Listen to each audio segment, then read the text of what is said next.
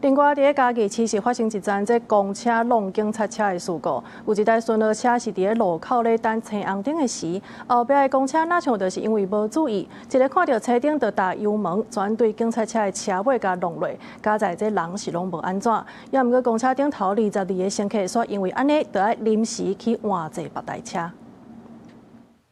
等到車頂了後，全部的車攏向頭前駛去。毋過，這台警車閣咧等倒彎的號誌。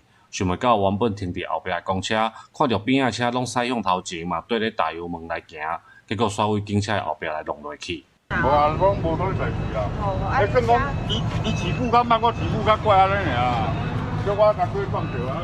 這件弄警車意外就發生佇14日時啊，佇嘉義市西區的新民路甲瑞陽路路口，派出所巡邏的警車佇倒歪車道等號誌的時陣，後壁的公車可能無注意頭前的狀況，就對邊仔車來起行，造成公車車頭凹落去，警車後壁車殼嘛受損，加在無人受傷。警方嘛愛調查事故發生的原因。員警駕駛巡邏車於新民路北往南直行，在左轉彎專用車道停等號誌，遭後方公車追撞，無人受傷，雙方駕駛經酒測無飲酒情事，肇事責任尚待釐清中。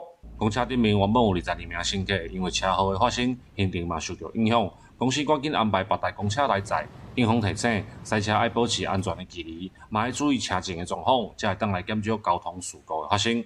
記者林慧婷，嘉義報道。